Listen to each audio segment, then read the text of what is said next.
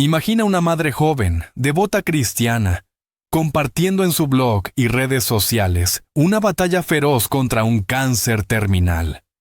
Fotos con cabeza rapada, puertos falsos en el pecho, tubos y jeringas, cartas de médicos inventadas, historias desgarradoras de quimioterapia, recaídas y remisiones milagrosas. Miles de personas, amigos, familia, miembros de su iglesia, desconocidos e incluso celebridades, donan más de $100,000 para ayudarla a sobrevivir.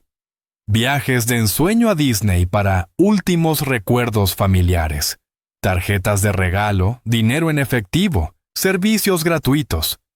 Pero detrás de cada post emotivo y cada lágrima en video, no había enfermedad, solo una red de mentiras calculadas que duró casi una década. La mujer convirtió su vida en un sufrimiento eterno, para engañar a cientos y financiar una existencia cómoda mientras fingía morir lentamente. ¿Motivo? Dinero puro, atención enfermiza, o algo más profundo en su mente que la impulsaba a ser siempre la víctima heroica. El final revela una traición que rompió familias, comunidades enteras, y dejó cicatrices emocionales imposibles de borrar. Bienvenido a Criminal Chronicles, donde exploramos los crímenes que no dejan sangre visible, pero dejan heridas eternas en el alma y la confianza. Si te está gustando la historia, dale like ahora, suscríbete y activa la campanita para más casos de manipulación que te hacen dudar de todo lo que lees online. A ti no te cuesta nada y a mí me ayudas y motivas a seguir creando videos. Vamos directo al engaño que nadie vio venir, hasta que fue demasiado tarde. Para entender cómo una persona puede llegar a fingir su propia muerte durante casi una década, debemos retroceder a sus inicios en California y analizar la génesis de una mente manipuladora. Amanda creció en un entorno familiar religioso, profundamente arraigado en la fe cristiana y los valores de la comunidad de San José. Era conocida por ser una joven cálida, extremadamente carismática y con una habilidad casi sobrenatural para conectar con las emociones de los demás. Se convirtió en maestra y más tarde en directora escolar, una posición de altísima confianza que aprovechó para cimentar una imagen de integridad absoluta y liderazgo espiritual. Se casó con Corey Riley, un hombre que trabajaba en el sector de sistemas contra incendios y que ya tenía una hija de un matrimonio anterior, Jessa. Juntos, formaron lo que muchos veían como la familia ideal cristiana, devotos, optimistas, unidos por la fe. Una pareja devota que enfrentaba los retos de la vida con oración, unidad y un optimismo inquebrantable. Sin embargo, bajo esa superficie de perfección y devoción, Amanda estaba empezando a experimentar con una droga mucho más potente que cualquier fármaco: el poder de la atención a través de la tragedia. El primer indicio documentado de su patología surgió en el año 2010, mucho antes de que el mundo oyera hablar de su linfoma. Amanda probó sus alas con una mentira audaz que servía como globo sonda para ver qué tan lejos podía llegar. Afirmó tener cáncer de cerebro. Durante una reunión social en una piscina, su amiga Lisa notó algo extraño: un pequeño parche circular en la parte posterior de la cabeza de Amanda. Cuando Lisa le preguntó qué era aquello, Amanda respondió con una calma que helaba la sangre, que esa misma mañana le habían drenado líquido del cerebro debido a un tumor maligno. Segundos después de dar esta explicación traumática, se sumergió en el agua para nadar. Lisa, desconcertada, sabía que una cirugía de ese calibre no permitía un baño en la piscina apenas unas horas después, y mucho menos con una simple curita de farmacia. Poco tiempo después, cuando Amanda anunció que estaba embarazada, Lisa la confrontó directamente, recordándole que supuestamente estaba muriendo y que un embarazo bajo tratamiento sería imposible o mortal. La respuesta de Amanda Fue el primer gran giro de su guión de vida. Afirmó con total seguridad que su embarazo era un milagro divino que estaba revirtiendo las células cancerosas. Fue aquí donde Amanda aprendió la lección más peligrosa de su vida. Si la mentira se envuelve en un aura de milagro o fe, la gente prefiere callar y otorgar antes que parecer una persona cruel o sin corazón que cuestiona lo sagrado. En septiembre de 2012, el engaño escaló a un nivel profesional y global. Amanda lanzó su blog Lymphoma Can Suck It, coincidiendo estratégicamente con el nacimiento de su primer hijo biológico. El relato que presentó al mundo era simplemente desgarrador. Un diagnóstico de linfoma de Hodgkin agresivo, etapa 4, descubierto supuestamente mientras estaba en el segundo trimestre de su embarazo. Amanda no solo escribía sobre el dolor, ella lo escenificaba con una dedicación terrorífica. Publicaba fotografías con la cabeza completamente rapada, ocultando con éxito que simplemente se afeitaba el cráneo cada pocos días para simular la alopecia provocada por la quimioterapia. Usaba maquillaje profesional para acentuar sus ojeras, palidecer su piel y dar un aspecto de demacración extrema. Pero no se detuvo ahí. Comenzó a utilizar accesorios médicos reales para dar credibilidad a sus selfies. Se pegaba puertos de infusión falsos en el pecho con adhesivos quirúrgicos. Se envolvía en vendas innecesarias y utilizaba tanques de oxígeno reales que compraba en sitios de segunda mano para sus apariciones públicas en la iglesia. Para mantener esa apariencia de fragilidad extrema y cansancio crónico, se descubrió más tarde que consumía altas dosis de Xanax y otros sedantes antes de sus eventos públicos, logrando esa mirada perdida, esa voz débil y ese agotamiento físico que convencía hasta al más escéptico de que estaba a las puertas de la muerte. La maquinaria financiera se puso en marcha con una eficiencia pasmosa. Como figura prominente y admirada de una mega iglesia en San José, Amanda se convirtió en el epicentro de todas las oraciones y, por supuesto, de todas las billeteras.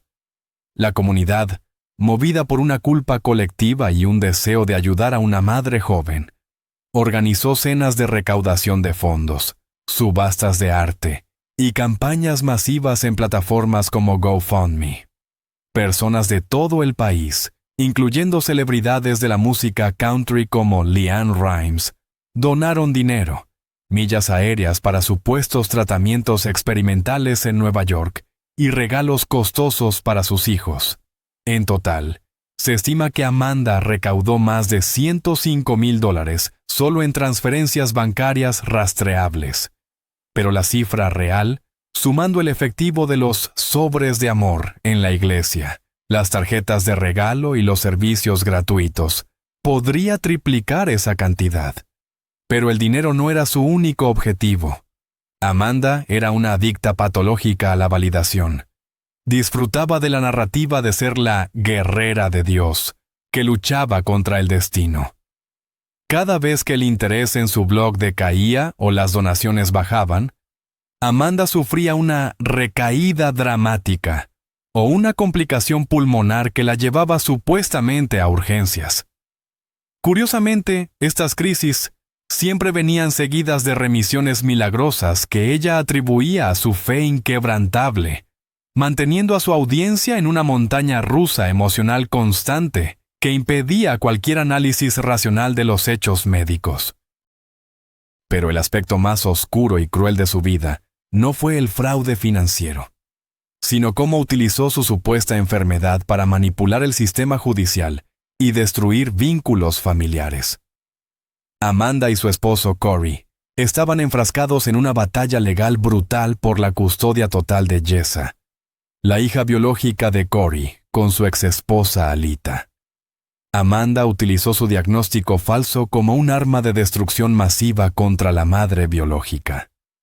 Ante los jueces de familia, Amanda se presentaba como la madrastra devota y sacrificada que, a pesar de estar muriendo, quería dar estabilidad y un hogar cristiano a la niña, mientras pintaba a Alita como una madre inestable, ausente y emocionalmente incapaz. El sistema judicial, a menudo vulnerable a la simpatía hacia los pacientes terminales, cayó en la trampa y le otorgó la custodia total a los Riley. Jessa terminó viviendo bajo el mismo techo que su victimaria, presenciando convulsiones fingidas y desmayos coreografiados en el pasillo de la casa o en los bancos de la iglesia. Amanda llegaba al extremo de prohibir que Alita fuera contacto de emergencia en la escuela, aislándola completamente de su hija bajo la excusa de que cualquier contacto con la madre inestable causaba un estrés que aceleraba el crecimiento de sus tumores. Fue una forma de abuso psicológico sistemático que dejó cicatrices profundas en una adolescente, que fue forzada a ser la cuidadora y testigo del calvario falso de una mujer que, en realidad, gozaba de una salud envidiable. La caída de la mártir de San José comenzó con una sola voz que se negó a ser silenciada por la presión social, la de la productora independiente Nancy Moscatiello. En 2015, Nancy recibió un correo anónimo que simplemente decía: Amanda Riley está mintiendo sobre su cáncer. Lo que comenzó como una investigación por curiosidad periodística se convirtió en una cruzada personal de años. Nancy, que había perdido a su propia hermana por cáncer, empezó a notar inconsistencias técnicas que nadie más se atrevía a cuestionar. Llamó a los hospitales que Amanda mencionaba con orgullo en su blog, como el prestigioso City of Hope en Los Ángeles o el Johns Hopkins en Baltimore, solo para confirmar, tras mucha insistencia, que no existían registros de una paciente con ese nombre en oncología.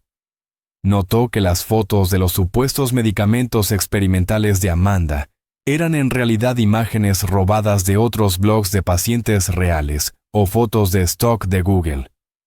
Cuando Nancy empezó a hacer preguntas incómodas a los conocidos de Amanda, ésta no se escondió. Contraatacó con una ferocidad legal inaudita. Demandó a Nancy por acoso civil, solicitando una orden de alejamiento y exigiendo $200,000 por supuestos daños morales y estrés. Durante el juicio por esta demanda, Amanda cometió su error fatal, impulsada por su propia soberbia. No pudo presentar ni un solo registro médico, ni una factura de hospital, ni un informe de patología que confirmara su diagnóstico. El juez, asombrado por la falta de evidencia, desestimó la demanda, pero para entonces, el hilo del que Nancy había tirado ya estaba en manos del IRS y del FBI. La investigación federal que siguió fue un trabajo de filigrana financiera. Los agentes no necesitaban probar que ella tenía o no cáncer. Solo necesitaban probar que el dinero recolectado para tratamientos médicos se estaba gastando en hipotecas, viajes de placer y compras de lujo. En 2016, los agentes realizaron un registro sorpresa en la casa de los Riley, llevándose cajas llenas de evidencia digital y física. Sin embargo, Amanda, en un acto de cinismo puro, mantuvo la máscara ante sus seguidores. Publicó en su blog que el registro era un error administrativo del gobierno, una confusión con otra Amanda Riley, con antecedentes penales o incluso un ataque espiritual de sus enemigos envidiosos. Continuó pidiendo dinero y actualizando su blog, incluso con los federales respirándole en la nuca. No fue hasta julio de 2020 que la justicia la alcanzó formalmente con cargos graves de fraude electrónico. El caso es que Amanda se convirtió en un fenómeno mediático sin precedentes, especialmente tras el lanzamiento del exitoso podcast que desnudó cada una de sus mentiras. En mayo de 2022, tras declararse culpable para evitar una pena mayor, Amanda admite: mi intención era engañar para que creyeran que tenía cáncer y donaran.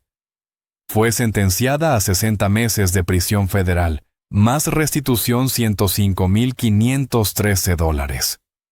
Durante la audiencia de sentencia, el testimonio de su hijastra Jessa fue el momento más demoledor del juicio. Jessa relató, con la voz rota, cómo Amanda había destruido deliberadamente su relación con su madre biológica, y cómo la obligaba a vivir en un estado de luto anticipado y terror constante durante toda su adolescencia. La jueza de distrito, al dictar la sentencia de 5 años, señaló que Amanda no era solo una estafadora común, sino una manipuladora depredadora que había puesto en riesgo la credibilidad de todo el sistema de caridad. Pero la historia de Amanda Riley parece no tener un punto final de redención. Incluso dentro de los muros de la prisión federal de Carswell, en Texas, una institución conocida por tratar a reclusas con necesidades médicas reales, Amanda ha continuado con su comportamiento disruptivo y patológico. Los registros de la oficina de prisiones indican que ha visitado la sala de urgencias de la cárcel más de 24 veces en un periodo de 18 meses, quejándose de síntomas cardíacos y neurológicos, que los médicos forenses no pueden explicar mediante pruebas físicas.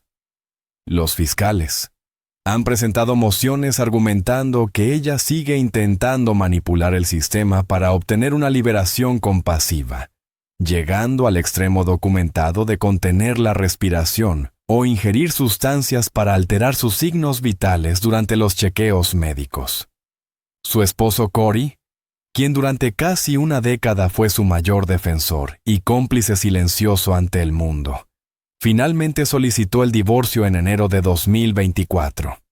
Se mudó a Texas con sus hijos biológicos, intentando reconstruir los restos de una vida que fue edificada sobre una mentira monumental. Alita y Jessa, por su parte, han logrado lo que parecía imposible. Se han reconciliado y viven juntas, tratando de sanar el trauma de haber sido peones en el juego macabro de Amanda. Tras cumplir la mayor parte de su condena y mostrar un comportamiento que el sistema califica como rehabilitado, a pesar de las sospechas médicas, Amanda ha sido trasladada a un centro de reinserción social en California. Sin embargo, el estigma de su nombre es ahora universal. El caso de Scamanda sigue siendo la advertencia definitiva sobre los peligros de la empatía ciega y la validación inmediata en la era de las redes sociales. Nos obliga a mirar al abismo y preguntarnos dónde termina el trastorno de personalidad facticio y dónde empieza la maldad pura y calculada. Amanda no era solo una mujer hambrienta de atención. Era una estratega emocional que explotó los pilares más sagrados de la sociedad: la fe religiosa, el sistema legal y el amor filial. Dejó tras de sí un rastro de destrucción que va mucho más allá de los $105,000. Dejó una comunidad de fieles herida que ahora duda antes de extender la mano a quien realmente está librando la batalla de su vida contra una enfermedad real. Su legado es el silencio de los que ahora tienen miedo de creer. Gracias por acompañarnos en este extenso y necesario recorrido por la oscuridad de Amanda Riley. Si este análisis profundo te ha hecho reflexionar sobre la confianza en el mundo digital, no olvides suscribirte, darle like si te gustó el video y activar la campana de notificaciones. Soy Criminal Chronicles y recuerda siempre, a veces, el verdadero monstruo no se esconde en las sombras, sino detrás de un perfil verificado y una sonrisa llena de fe. Buenas noches.